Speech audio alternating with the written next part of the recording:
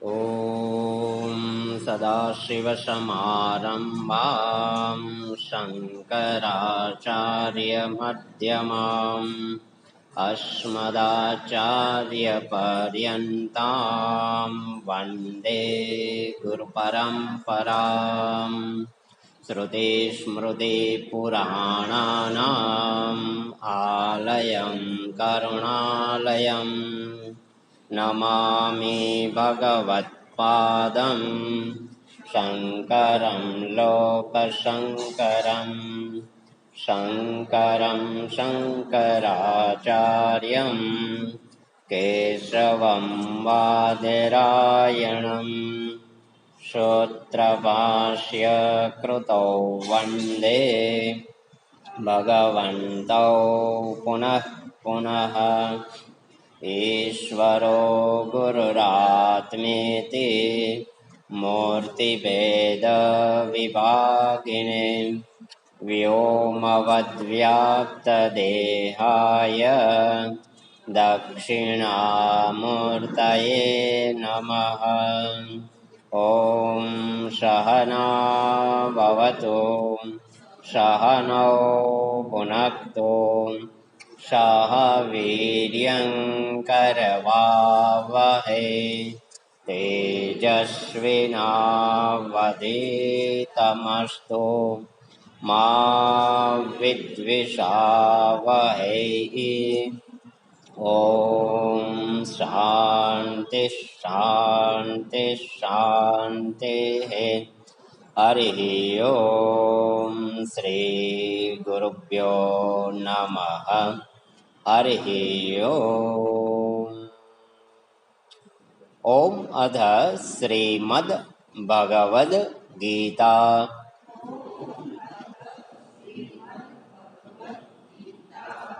હવે પેલો શ્લોક જે છે ઓમ નારાયણ પરો વ્યક્તાત એ પેલા બોલવાનું છે. ઓમ નારાયણ પરો વ્યક્તાત અંડમાવ્યક્ત સંભવમ અંડસ્યાંતસ્ત્વિમે લોકાઃ સપ્તદ્વીપા ચ મેદિની.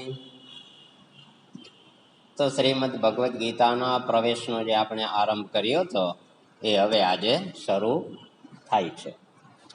તો અત્યાર સુધીની જે ગીતા પ્રવેશ પહેલાની જે ભૂમિકાઓ હતી એમાંથી આપણે પસાર થયા. બૌરોગ ચિકિત્સાથી માંડી અને છેટ આ ઉપોદઘાત સુધીનું જે છે બેકગ્રાઉન્ડ એ બધું શેનું હતું? ભગવદ્ ગીતામાં પ્રવેશ કરવા માટે. તો ટોટલી ભગવદ્ ગીતાની અંદર જેટલી વસ્તુ, વ્યક્તિ, પરિસ્થિતિ, જીવ, જગત, ઈશ્વર, માયા, બ્રહ્મ જેની વાત કરવાની હતી એ બધી વાત કરી દીધી. અને જીવ પોતે પણ અધિકાર પ્રમાણે છેક પોતાના લક્ષ્ય સુધી પહોંચી શકે એ બધી સાધનાની પણ વાત કરી દીધી.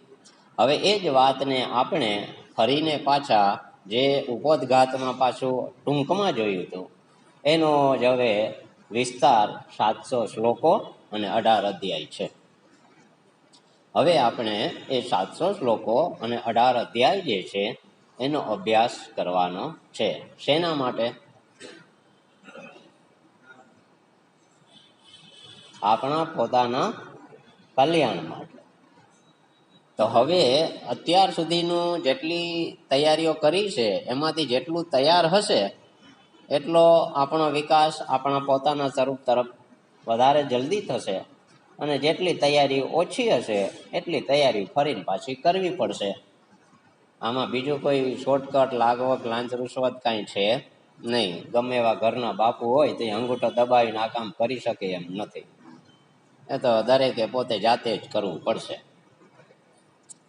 એટલે હવે આપણા ઉપર આધારિત છે. જે બાકી રહી ગયું છે એને આપણે જ આગળ પાછું ચિંતન મનન કરી અને ગ્રહણ ધારણ કરી અને બાકીના વિષયની અંદર પ્રવેશ કરવો તો ફલ પ્રાપ્ત થશે.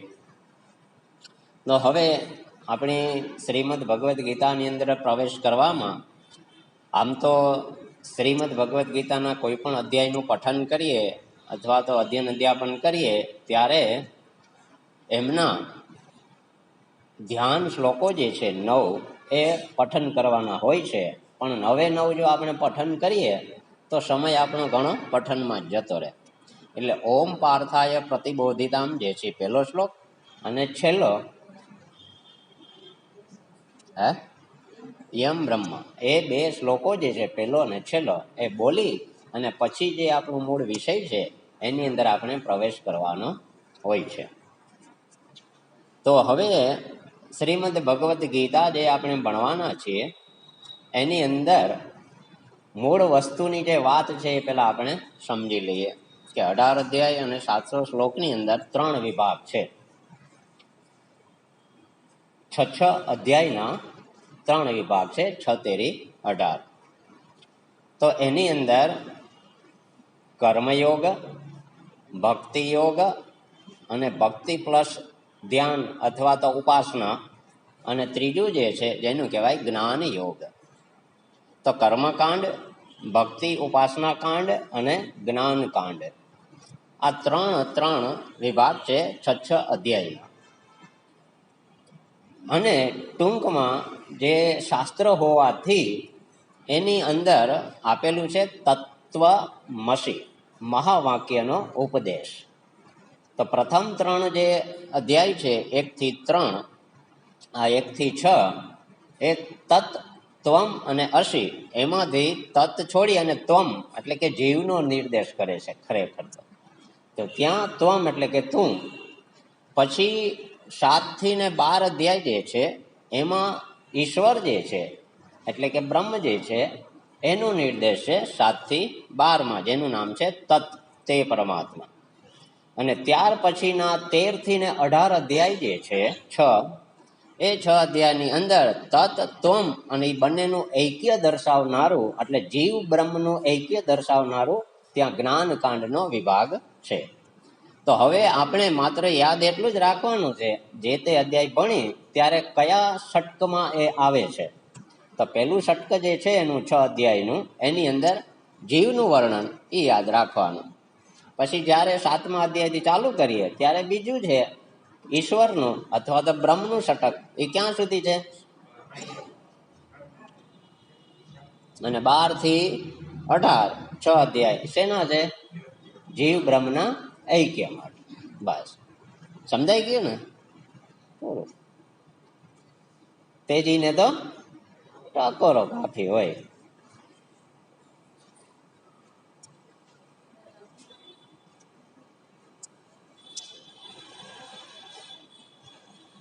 કાચના કટકા હોય એને કઈ ગણના ઘા ખમવાના ન હોય, એને હેરણ ઉપર ચડવાનું પણ ન હોય. પણ હીરાનો કટકો હોય તેને શરણ ઉપર ચડવું પડે, ઘસાવવું પડે, ગણના ગાય ખાવા પડે, કારણ કે હીરો છે. એટલે હવે આપણે આપણા પોતાના કલ્યાણ માટે જે આ અધ્યયન અધ્યાપન કરીએ છીએ એમાં હવે આપણે ગીતામાં પ્રવેશ કરવાનો છે. તો એવી શ્રીમદ ભગવદ્ ગીતા એનું સૌથી પહેલા આપણે ધ્યાન શ્લોક જે છે એ બોલવાનો છે. ઓમ પાર્થાય પ્રતિબોધિતામ, એકી સાથે. ઓમ પાર્થાય પ્રતિબોધિતામ ભગવતા નારાયણેન સ્વયં વ્યાસેન ગ્રથિતામ પુરાણમુનિના મધ્યે મહાભારતમ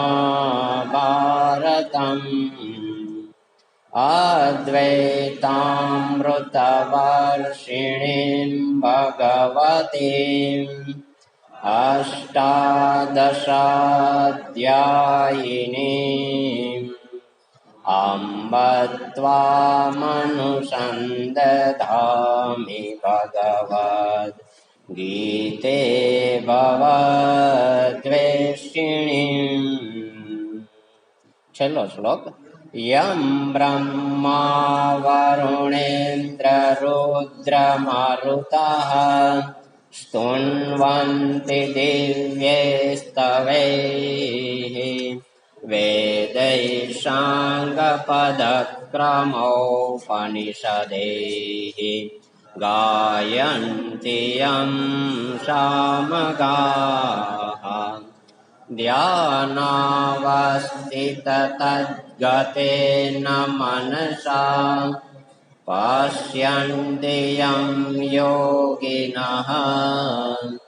યસ્યાન્तं ન વિદુઃસુરાસુરગણાઃ દેવાય તસ્મૈ નમઃ દેવાય તસ્મૈ નમઃ. હવે પ્રથમ અધ્યાય જે છે એ જો. ઓમ શ્રી પરમાત્મને નમઃ.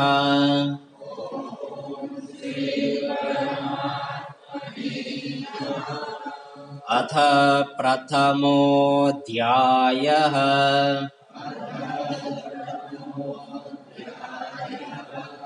ધૃતરાષ્ટ્ર ઉવાચ ધર્મક્ષેત્રે કુરુક્ષેત્રે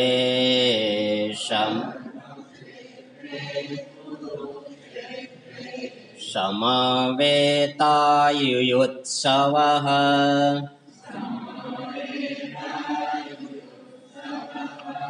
મામકઃ પાંડવાશ્ચૈવ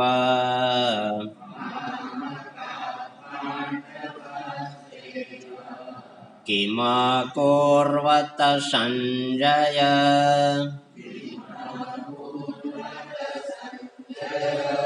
એકી સાથે ધર્મક્ષેત્રે કુરુક્ષેત્રે સમવેતાયુયુત્સવઃ મામકઃ પાંડવાશ્ચૈવ કિમ કુર્વત સંજય.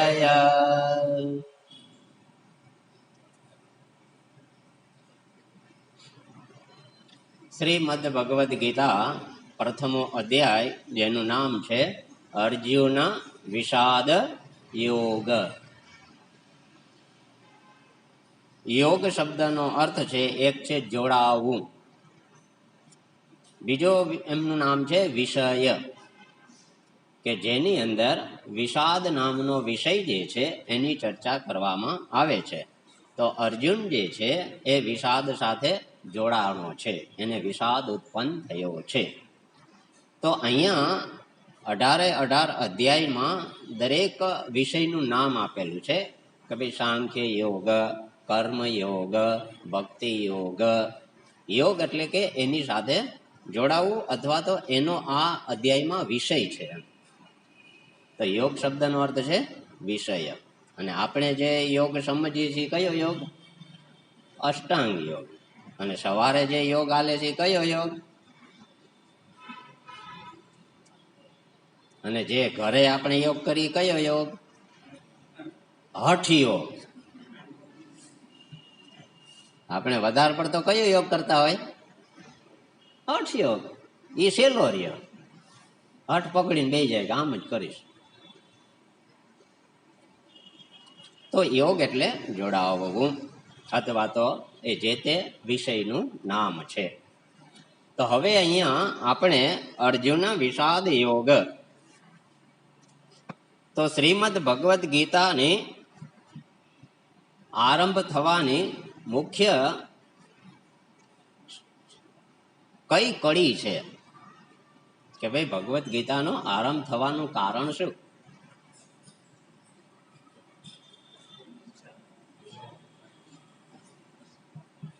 એટલે કે જ્યારે જીવ પોતે પોતાના કર્તવ્ય કર્મો કરવાના હોય છે, એ કર્મો એને અધર્મ લાગે, કર્તવ્ય કર્મો ધર્મમય એ અધર્મ લાગે, અને જે એને કરવાના ના હોય એ એને ધર્મ લાગે, ત્યારે અંદર સંઘર્ષ ઉત્પન્ન થાય. અને એ સંઘર્ષ જે છે એટલે કે જે કર્તવ્ય કર્મ કરવાના નથી એના માટે એની અંદરથી ધક્કો આવે એ કર્તવ્ય કર્મ કરવાનો, ત્યારે અંદરથી વિષાદ ઉત્પન્ન થાય છે. તો આમ શોક મોહ મહોદધો એ મહાસાગર છે, એમાં આપણે બધા કેવા છે? નિમગ્નાય, એમાં ડૂબકા મારીએ છીએ. થોડીક વાર ડોકું બહાર કાઢીએ, વળી બુડ બોલી જાય, વળી ડૂબકું બહાર કાઢીએ, 2-4 દી માન શ્વાસ લઈ શકીએ, વળી કાંઈક શોખ ને મોહ આવીને ઉભો રહી જાય. હવે કહે છે કે આ શોક મોહ જે છે એ આપણા જીવનમાં પેલા આપણે અનુભવાવો જોઈએ. આ બહુ મહત્વનું. એની આપણે ખબર પડવી જોઈએ કે મને મારો શોક છે એ દુઃખી કરે છે, મને મારો મોહ છે એ દુઃખી કરે છે, મને મારી આસક્તિ દુઃખી કરે છે, મને મારી લાગણી દુઃખી કરે છે. એ પેલા મને સમજાવવું જોઈએ, તો એમાંથી નીકળવાનો ઉપાય થાય ને. પણ મને મારું અજ્ઞાન કે મારી આસક્તિ કે મારો શોક મને સમજાય જ નહીં, તો નીકળવાનો પ્રશ્ન જ ક્યાં છે?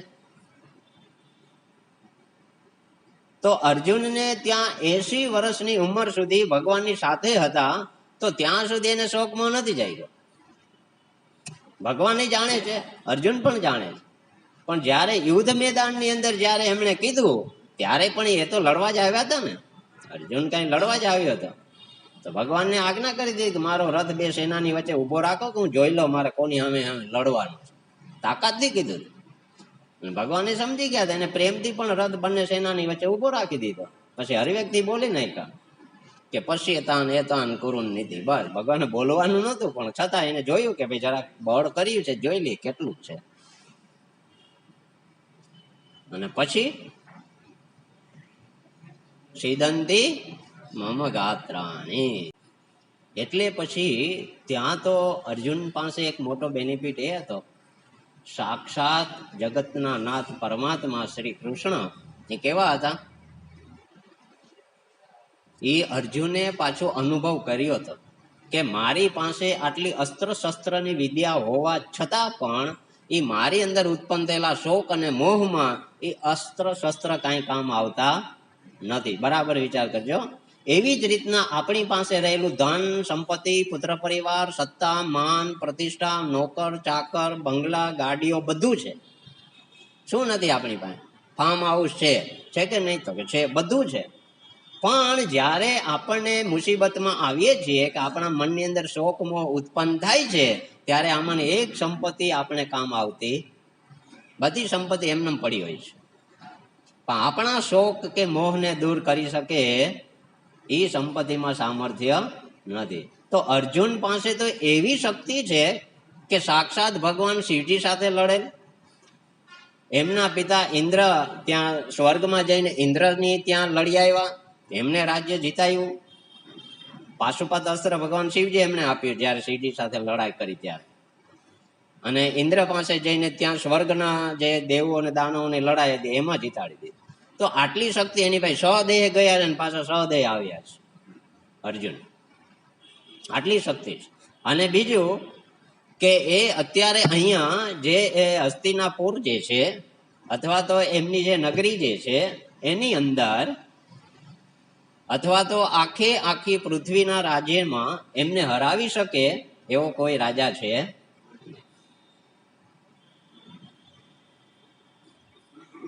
તો શાસ્ત્ર અને શસ્ત્ર બંનેમાં એ નિપુણ છે. છતાં પણ આટલું બધી શક્તિ હોવા છતાં આ જ્યારે એક નાનકડો એવો વિષાદ ઉત્પન્ન થાય છે કે આ મારા કાકા મામા માસાને કે દાદાઓને મારી અને પછી લોહીથી ખરડાયેલું રાજ્ય ભોગવીને મારે શું કરવું છે? શોક થઈ ગયો કે આ બધાને મારે મારવાના છે. એટલે એની અંદર મમત્વ જ આવ્યું કે મારા મામા, મારા કાકા ને મારા દાદા. એટલે એ શોક મોહમાંથી એને હવે જે ધર્મ હતો ક્ષત્રિય તરીકેનો કે મારે લડી લેવું જોઈએ, હવે એ ધર્મ અત્યારે એને અધર્મ લાગે છે કે આવો પાપ હું શું કામ કરું? સમજાણું બરાબર? સ્વધર્મે નિધનમ શ્રેય પરધર્મે ભયાવહ. પોતાના ધર્મનું પાલન કરતા કરતા જો ત્યાં મૃત્યુ આવી જાય ને તો એ સ્વર્ગ અપાવી દેશે, આપણું શ્રેય કરશે. પણ જો આપણા ધર્મના પાલનમાં દુઃખ ઉત્પન્ન જોઈને, વધારે પડતી મુશ્કેલી જોઈને છોડી અને બીજા ધર્મમાં જો સ્વીકારી લીધો તો એ કેવો છે? ભયાવહ. દુઃખ આપ્યા વિના રહેશે. તો ત્યાં અર્જુનની પણ આ જ હાલત છે કે શોક મોહને કારણે હવે એને અત્યારે જે ધર્મ છે પોતાનો ક્ષત્રિય તરીકેનો લડાઈ એ એને અધર્મ લાગે છે, પાપ કર્મ લાગે છે. અને સંન્યાસ જે ભિક્ષાટન કરીને જીવન ગુજારવાનું છે એનો અત્યારે એને ધર્મ લાગે છે. આને શું કહેવાય? શોક મોહો મોહો દધો નિમગ્નાય. તો જ્યારે જ્યારે આપણા જીવનની અંદર પણ આ શોક આવે ત્યારે વિચારવાનું છે કે આ શોક એવો સહેલો નથી કે ભાજી મૂળાની ગુણે એને કાઢી નાખીએ. આ બધાની અનુભૂતિ સહિત છે. તો શ્રુતિ, યુક્તિ અને અનુભૂતિ સહિત જે જ્ઞાન છે એને શાસ્ત્ર કહેવાય. શાસ્ત્રની અંદર આ ત્રણેય પ્રકાર આપેલા છે કે શ્રુતિ સંમત પણ એ હોવું જોઈએ, પછી યુક્તિયુક્ત સિદ્ધ પણ થવું જોઈએ, અને આપણી અનુભૂતિમાં આવવું જોઈએ. એને શાસ્ત્ર કહેવાય. કે જેની ઉપર જે વ્યાખ્યા કરવાની છે, તો શાસ્ત્ર ઉપર વ્યાખ્યા ક્યારે કરવામાં આવે? કે જેની અંદર આ ત્રણ વસ્તુ રજૂ કરવામાં આવે, શ્રુતિ, યુક્તિ અને અનુભૂતિ સહિત. તો હવે અહીંયા આપણે એ વિચારવાનું છે કે ભાઈ આ જે ભગવાને અર્જુનને પોતાના શોક અને મોહમાં નિમગ્ન હતો, એને આ જે જ્ઞાન આપી અને કામ શું કર્યું છે? આપણા લોકોની બધા ઉપર અનુકંપા કરીને શું કર્યું? આપણને શોક અને મોહમાંથી બહાર નીકળવાનો ઉપાય આપ્યો છે. ત્યાં તો ત્યાંની વાત તો ત્યાં છે. તો એટલે આપણે હવે વિચાર એ કરવાનો છે કે ભાઈ આવો શક્તિશાળી અર્જુન જો શોક મોહના ઝપટમાં આવી અને ધર્મ ને અધર્મ અને અધર્મ ને ધર્મ સમજી બેસે તો આપણી તો શું કથા? આપણે આ વિચારવાનું. એટલે હવે જ્યારે આપણે જે કાંઈ નક્કી કરીએ છીએ આપણા સંસાર કુટુંબના વ્યવહારની અંદર, ત્યારે ત્યાં બરાબર વિચારવાનું છે કે ભાઈ આ શું શાસ્ત્ર સંમત મારો વિચાર સત્ય છે, ધર્મમય છે કે અધર્મમય?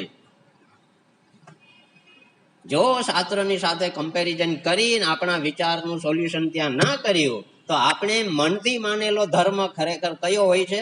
અધર્મ હોય છે.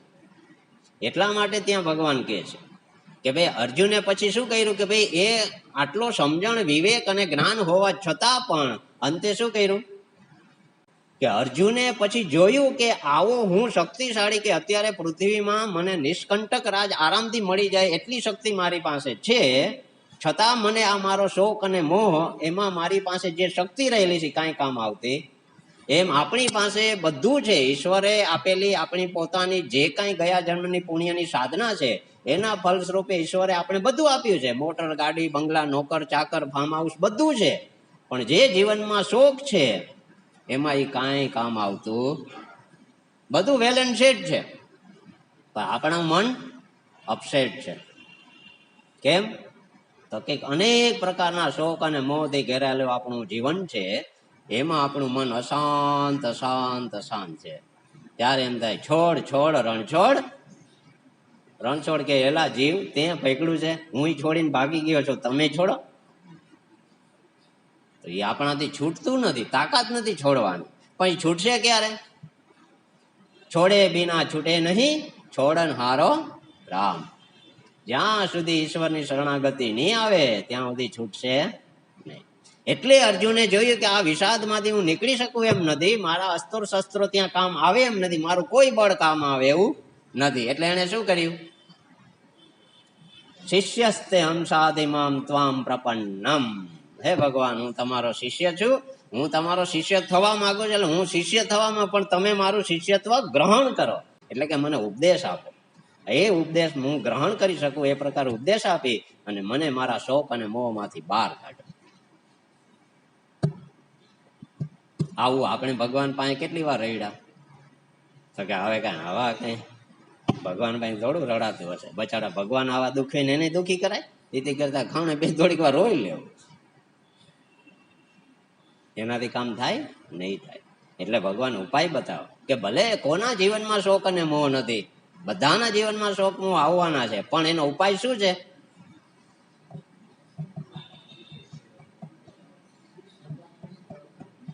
ઈશ્વર શરણાગતિ સિવાય કોઈ ઉપાય છે. તો હવે શું કરવાનું રહ્યું આપણે? એટલે પેલા શોક અને મોહને ઓળખતા શીખવું પડે, અને ત્યાર પછી મારો ધર્મ અને અધર્મ શું છે એને જાણવો પડે, અને પછી મારા શોકમાંથી હું ઓળખ્યા ગયા પછી મારે નક્કી કરવું પડે કે મારા કરતા ચડિયાતી શક્તિ કોની છે.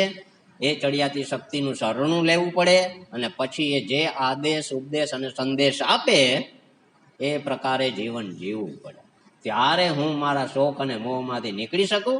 બાકી જાતે ગમે એટલા ઉપાય કરશું, શોક અને મોહ કઈ એમ આ કઈ ખેતરનું ઘાસ નથી તમે કાઢીને ફેંકી દો. આપણે સાવ સામાન્ય લાગે છે પણ એ કઈ કામ આવતું નથી. એટલે અહીંયા અર્જુન છે એ પોતે પોતાના શોક મોહને ઓળખી અને એમાંથી બહાર કાઢનાર એનાથી ચડિયાતી શક્તિ ભગવાનને જોઈ અને એને શરણે જતો રહે.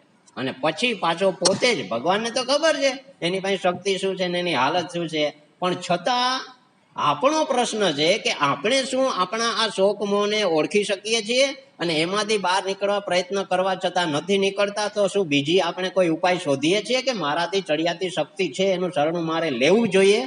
એવી આપણી અંદરથી ક્યારે વિચાર ઉત્પન્ન થાય છે? વર્ષો સુધી ઉપાય કરીએ તો એને શું કહેવાય? આપણી મહેનતે આપણે લઈડા. બુઆ, બરાડા, જ્યોતિષ, તાંત્રિકો, ભલે દવા છે, બધી દવા છે. જેમ આપણે આયુર્વેદની દવા છે, પછી આવડી એલોપેથી દવા છે, હોમિયોપેથી દવા છે, નેચરોપેથી દવા છે, પછી રેલોપેથી દવા છે. આ બધી દવાઓ છે, એમાં ના નહીં. પણ એ કાયમ એ પરમેનન્ટ ઉપાય છે. પરમેનન્ટ એક જ ઉપાય છે કે બધા રોગોની એક જ દવા છે. એ કઈ છે? એક ઈશ્વર સિવાય પરમેનન્ટ કોઈ દવા છે? એ અર્જુન સમજી ગયો. એ શોક મોહમાં ડૂબેલો અર્જુન સમજી ગયો. અને આપણે જન્માંતરો ત્યાં 84 લાખ યોનિમાં ધક્કા ખાઈને શોક મોહમાં હજી સુધી આપણી સમજ નથી આવી કે ભાઈ ઈશ્વર એક જ આપણી દવા છે. આપણી રીતના આટલી ટ્રાયો કરીએ છીએ તોય આંખ ખુલતી નથી કે ભાઈ હવે આ લોકો કાંઈ કરી શકે એમ નથી. આ વિચારવા જેવું છે. આટલા લોકો આપણે આટલી મદદ કરે છતાં આપણા દુઃખ દર્દો જતા નથી, તો એનો અર્થ એમ કે એની પાસે એ દવા. હવે એક જ ઉપાય રહ્યો ને, એ છે ઈશ્વર શરણાગતિ. હવે શિષ્યસ્તે હમ સાધિમામ ત્વામ પ્રપન્નમ. આના સિવાય બીજો કોઈ ઉપાય છે? અને એ વહેલી તકે જેને જેદી સમજાઈ ગયું તે દિવસથી એના પુણ્યનો ઉદય સમજ્યો કે ભાઈ જગતમાં મને મારા પોતાના પ્રારબ્ધથી આવેલા જે કોઈ સુખ દુઃખ કે શોક મોહ છે એમાંથી મને બહાર કાઢનાર આ જગતમાં કોઈ છે નહીં, એકમાત્ર ઈશ્વર સિવાય. આ સમજાઈ ગયું અને પછી ઈશ્વર શરણાગતિ લઈ લીધી. પછી કર્મયોગ, ભક્તિયોગ, ધ્યાન યોગ અને જ્ઞાન યોગ ચાલુ થયા. તો એ આપણા શોક અને મોહ જાય ને જાય.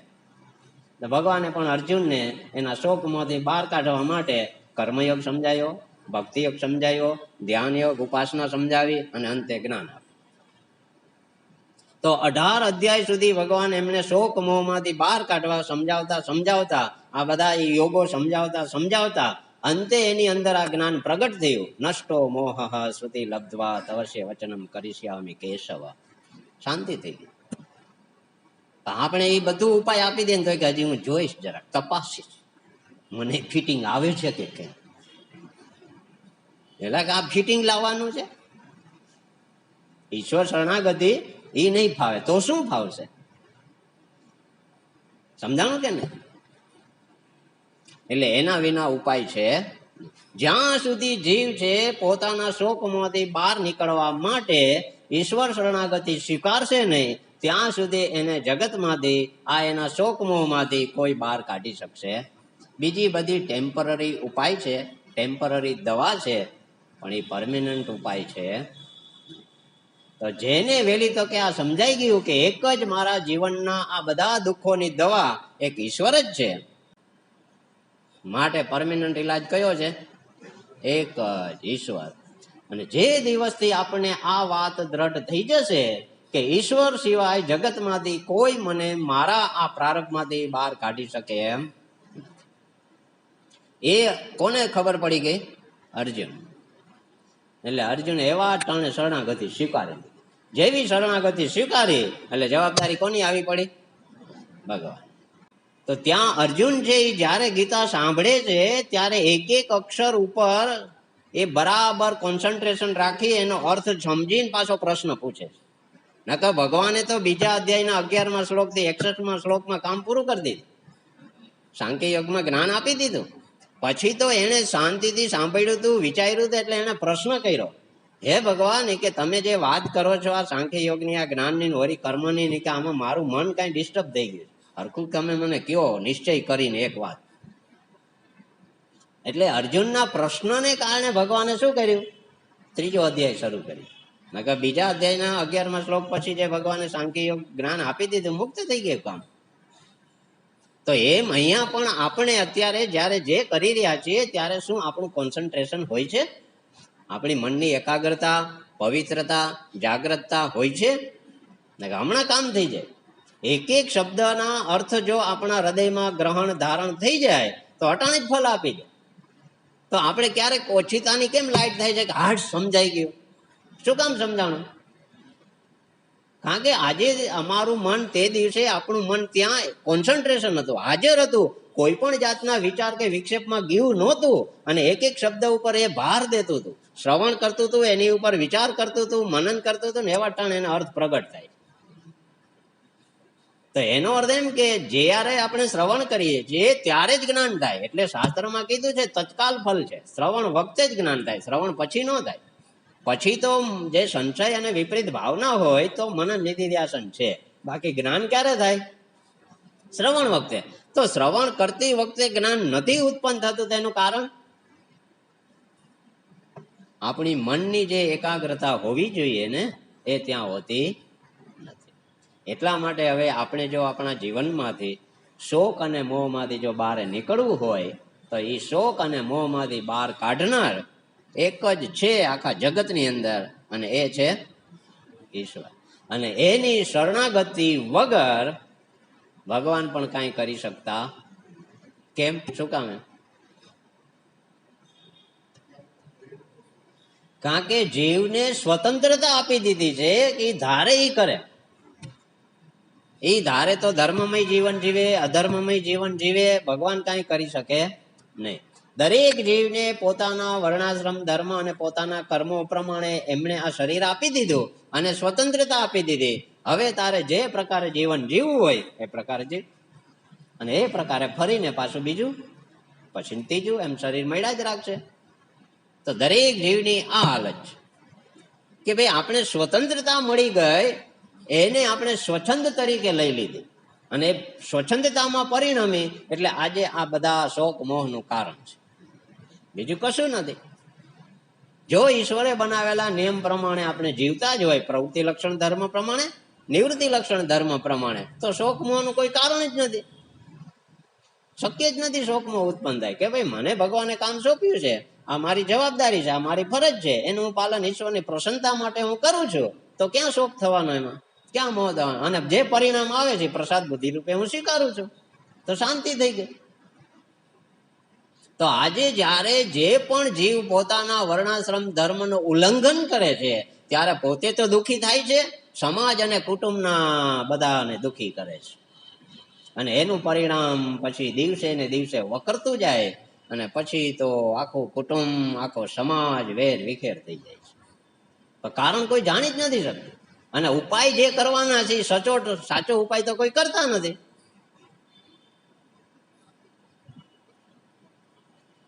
એટલે હવે ભગવાન કહે છે કે આ દરેક જીવ માટે, આ કલ્યાણ માટે, મોક્ષ માટે આ ગીતા શાસ્ત્ર એક જ, જે સ્વયં નારાયણના મુખમાંથી પ્રગટ થયેલી શ્રીમદ ભગવદ્ ગીતા, એ આપણા માટે કેવી છે? અમૃત સમાન. એટલે ત્યાં પેલા શ્લોકની અંદર કીધું ને, ભવદ્વેષિણી કેવી છે? ભવરોગનો નાશ કરનારી. તો હવે આપણે આપણા જો ભવરોગનો નાશ કરવો હોય તો આ શ્રીમદ ભગવદ્ ગીતા ભગવાનની વાણીમય શરીર, અત્યારે છે ને શબ્દો જે સ્થૂળ રૂપ છે, તો આ ભગવાનનો શબ્દ છે આકાર એ સ્થૂળ છે, પણ ભગવાન બોલ્યા, વેદ વ્યાસે લખ્યું, એટલે ભગવાનની વાણી છે, એટલે વાંગમય શરીર ભગવાનનું અત્યારે હાજર છે. તો આપણે ફલ આપે ને આપે, જો શ્રદ્ધા અને વિશ્વાસ પૂર્વક આપણે એનો સ્વીકાર કરીએ કે આ મારા જીવનમાં આ જ્ઞાન હું સાંભળીશ, એનું મનન ચિંતન કરીને એનું પાલન કરીશ તો મને ફલ આપે ને આપે, તો એક શાસ્ત્ર શ્રીમદ ભગવદ્ ગીતા આપણા જીવનના કલ્યાણ માટે પર્યાપ્ત છે. એટલા માટે જો આપણે આપણા આ શોક અને મોહમાંથી, એટલે કે આ જીવનના ત્રિવિધ તાપો માંથી મુક્ત થવું હોય તો એક જ ઉપાય છે ભગવાનની શરણાગતિ. જ્યાં છે ત્યાં ભગવાને મને જે ડ્યુટી સોંપ્યું હોય એનું ભગવાનની પ્રસન્નતા માટે પાલન કરવું એ જ આપણા પોતાના કલ્યાણ માટેનો એક શ્રેયસ માર્ગ છે. કે ભાઈ જે જ્યાં છું ત્યાં જે છું તે મને ભગવાને જે કામ સોંપ્યું છે, ગમતું હોય કે અણગમતું હોય, ભગવાનની પ્રસન્નતા માટે હું કરું છું. કામ પતી ગયું. તો ત્યાંય પણ શું કર્યું? અર્જુને 18 અધ્યાયનું જયારે ભગવાન એમને જ્ઞાન આપ્યું, સમજાવ્યું બધું બરાબર ને, શોકમોહને કારણે શરણાગતિ સ્વીકારે અને એમને જ પાછું કીધું કે ભાઈ મારું કલ્યાણ હોય મને તમે નિશ્ચય કરીને કહો. એટલે ભગવાને પછી 18મા અધ્યાયમાં જયારે અર્જુને કીધું કે નષ્ટો મોહ, એટલે એ કહેવા શું માંગે છે કે હવે મારો મોહ છે કે મારો શોક છે એ નાશ પામી ગયો છે આપના આદેશ ઉપદેશ અને સંદેશથી. હવે તમે જેમ કહેશો ને તમારા વચનો પ્રમાણે કરવા હું તૈયાર છું. એમાં પછી એની બુદ્ધિ વાપરતા નથી. તો જો આવી રીતના આપણે પણ આ શાસ્ત્ર ગીતા એટલે જે અર્જુનને ભગવાન કહી રહ્યા છે એ જ અત્યારે કોને કહી રહ્યા છે? ભગવાન આપણને કહી રહ્યા છે.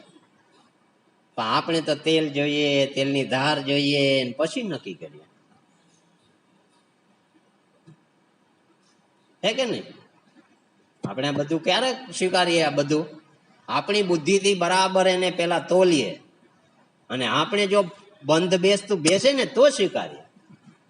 જયારે અર્જુન એવું કઈ નથી કર્યું. અર્જુનને તો જેવું ભગવાન આદેશ ઉપદેશ દેતા ગયા અને એને કીધું કે ચાલ હવે તો તું કર્મયોગ કરી લે, એને શરૂ કરી દીધું.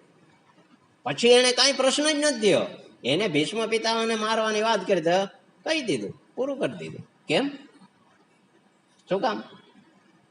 કારણ કે એની બુદ્ધિની અંદર જે શોક અને મોહ હતા એ નષ્ટ થઈ ગયા. હવે એની પાસે વિવેક વિચાર આવી ગયો છે કે આ મારા માટે યોગ્ય જ છે, અત્યારે આનું પાલન કરીશ તો જ મને ફલ મળશે. સમજી ગયો? તો પ્રવૃત્તિ લક્ષણ ધર્મ હતો એનું એને પાલન કરી લીધું. અને આપણે હજી વિચાર કરીએ છીએ. ઓમ પૂર્ણમદ પૂર્ણમિદં પૂર્ણાત પૂર્ણમુદચ્યતે પૂર્ણસ્ય પૂર્ણમાદાય પૂર્ણમેવાવશિષ્યતે. ઓમ શાંતિ શાંતિ શાંતિ. હરિ ઓમ શ્રી ગુરુભ્યો નમઃ. હરિ ઓમ.